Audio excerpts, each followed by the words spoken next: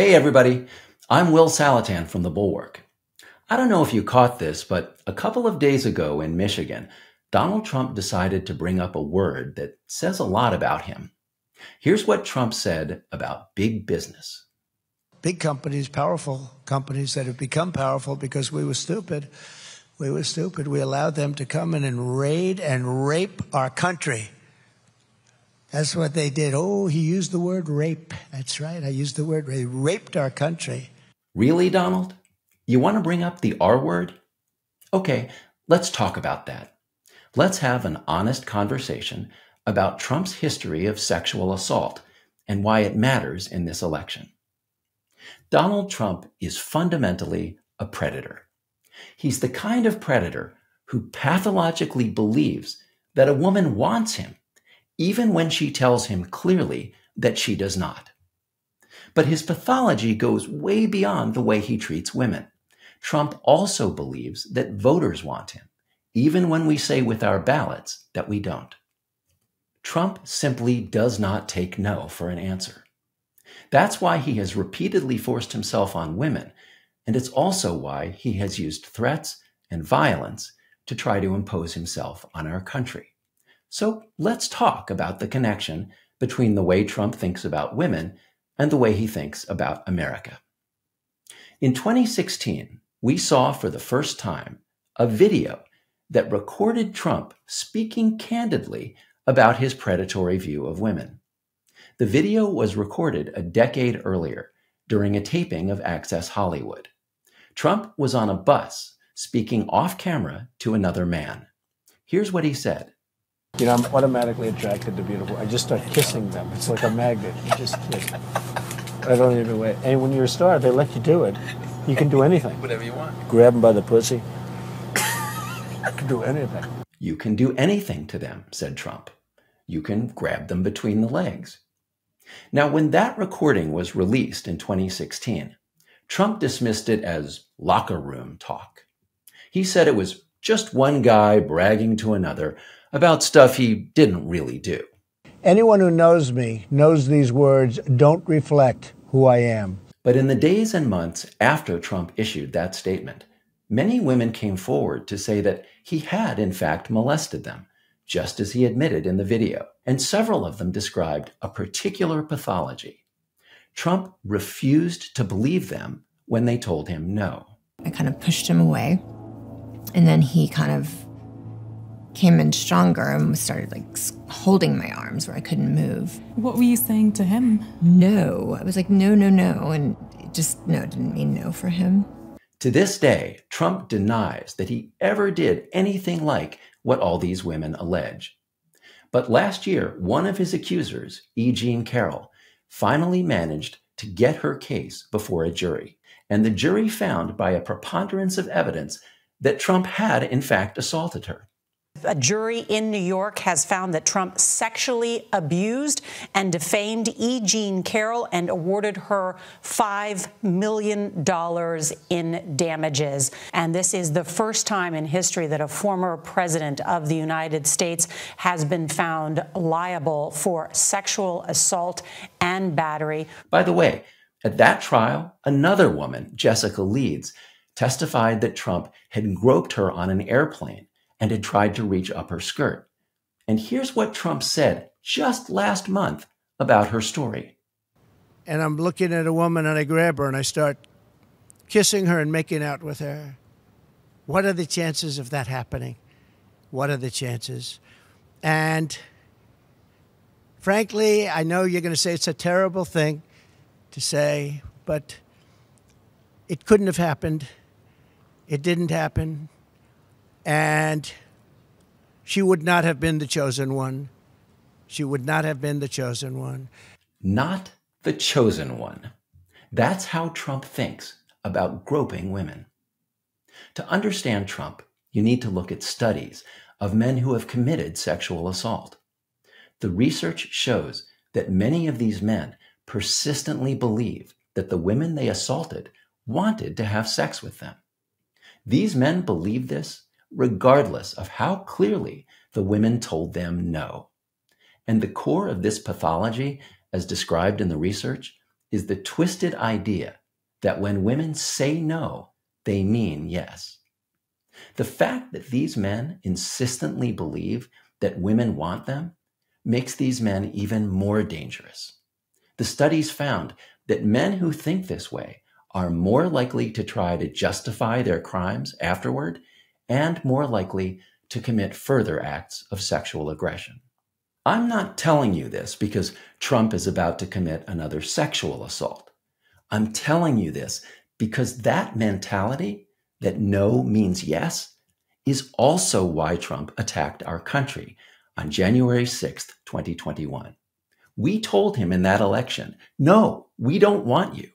And he responded by assaulting our Capitol. And to this day, Trump still insists that we actually wanted him to return as president. Let me show you two political incidents that illustrate the connection between Trump's twisted ideas about women and his twisted ideas about America. The first one happened in 2016 after Trump won the Electoral College but lost the popular vote for president. Here's how he responded. Tonight, President-elect Trump, who won in the Electoral College but trails Hillary Clinton by nearly 2 million in the popular vote, sending this stunning tweet. I won the popular vote if you deduct the millions of people who voted illegally. A baseless claim, and Trump providing no proof. Notice how Trump justified his false claim that he had won the popular vote. He declared that the millions of people who told him no and gave Clinton her lead in the popular vote were not legal voters. In fact, he later claimed that those ballots were cast by illegal immigrants. He refused to believe that a plurality of Americans had told him no.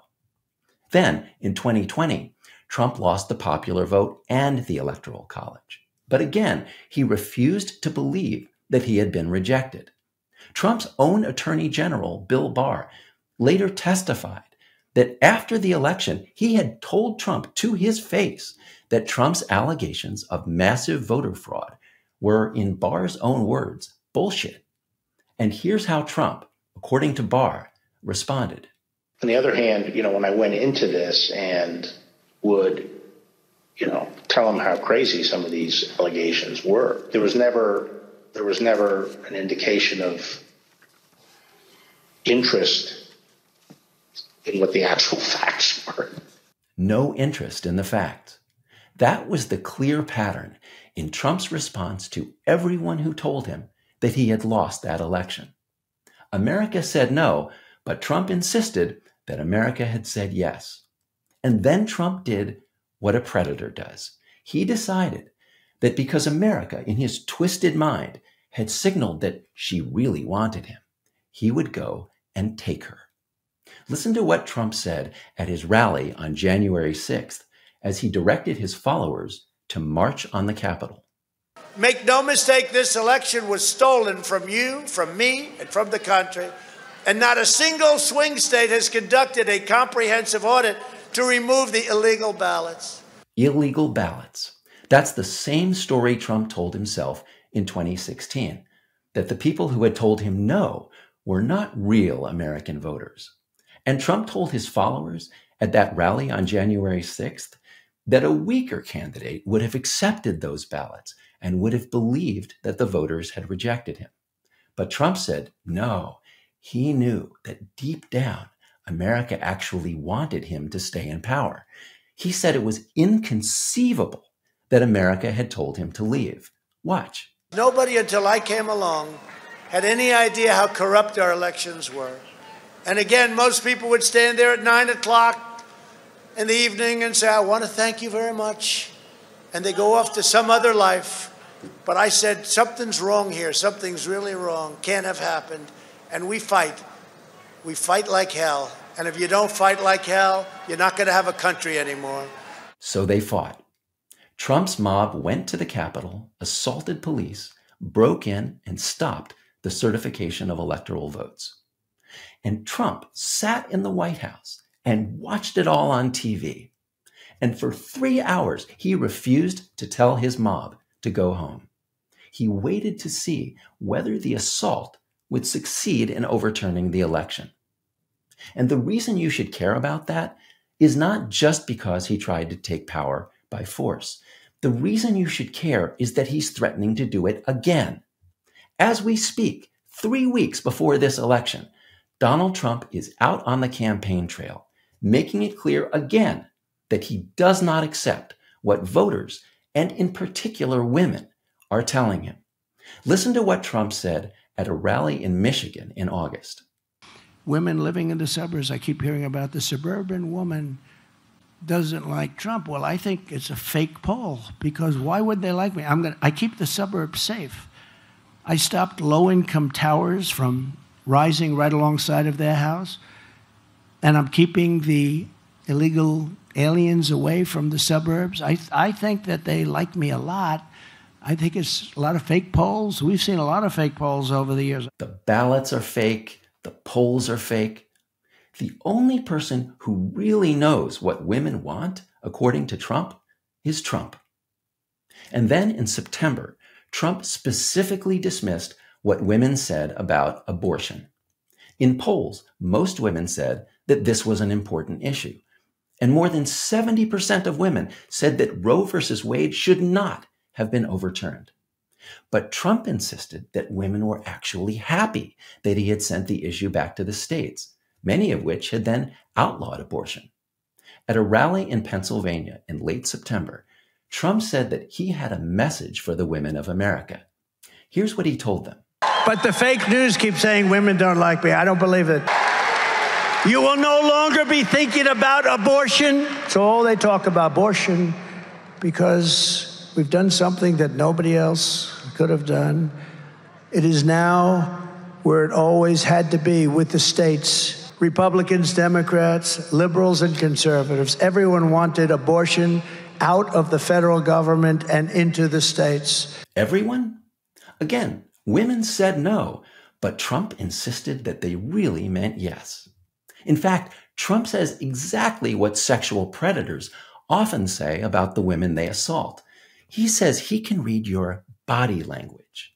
Listen to what Trump said recently in Arizona about left-leaning parts of the country that don't want him to impose mass deportations in their communities. But when it comes to something like mass deportation, how would you work with blue states and blue cities that might not be as supportive as some of the folks here? Let me tell you, they're much more supportive than you think. I've watched New York, Eric Adams. I've watched the body language. A lot of people that are in charge of that, they want to straighten it out. That's the psychopath talking. According to Trump, these local officials, their lips might say, no, they don't want me to come in and start the deportations. But their body language says, yeah, they want me. That's the way Trump talks to this day about the 2020 election. He still claims that he won it. Here's what he said last month at a town hall in Michigan. If the election were a straight election, we won that election. We should have won that election. Everybody knew we won the election. And here's what he said at a rally earlier this month. We did great in 2016. A lot of people don't know. We did much better in 2020. We won. We did win. It was a rigged election. The fact that Trump is still making these bizarre statements just weeks before this election is a warning. He's not just whitewashing the past. He's preparing to do the same thing again. He's going to claim that he won this election no matter how many of us vote against him. In fact, he's already declaring at one rally after another that if the official election results say he lost, those results are fraudulent. Here's what he said just 2 weeks ago. If I lose, I'll tell you what's possible, because they cheat. That's the only way we're going to lose, because they cheat. They cheat like hell. And let's be clear. No matter how badly Trump loses, he will not concede. The simplest example is California. In 2020, Trump lost California by more than 5 million votes. He got barely 1 vote for every 2 votes that went to Joe Biden. Voters in California could not have told Trump more firmly that they did not want him to be president. But last month, Trump went to California, and this is what he said. If I ran with an honest vote counter, in California. I would win California, but the votes are not counted honestly. It's a very dishonest system that you have in California. And then, just this weekend, Trump went back to California and he quoted the number 5 million. And he said that that whole margin of defeat was fake. And because of the fact that, they send millions and millions of ballots someplace, they send them all over the place. California, you don't have anything like a voting booth. They take ballots, they just send them all over the place. They come back and they say, oh, somebody won by 5 million votes. It's so corrupt, so corrupt. The degree of delusional arrogance required to make that statement is breathtaking. Look, I understand that some people think Trump is just lying when he says stuff like this, and I'd love to believe that's all it is. But the more closely you look at his statements about women and fake polls and stolen elections and fighting like hell, the more you see it's all connected. Donald Trump actually believes this stuff. He is unhinged. Those women he assaulted were right when they warned us. He does not hear the word no. And he has proved that he is willing to force himself, not just on women, but on our whole country. So if you're not sure about who to vote for in this election, or even whether to vote at all, let me suggest a simple reason to show up and vote for Kamala Harris. Because Trump is a psychopath, and we can't have a psychopath running our country. See you next time.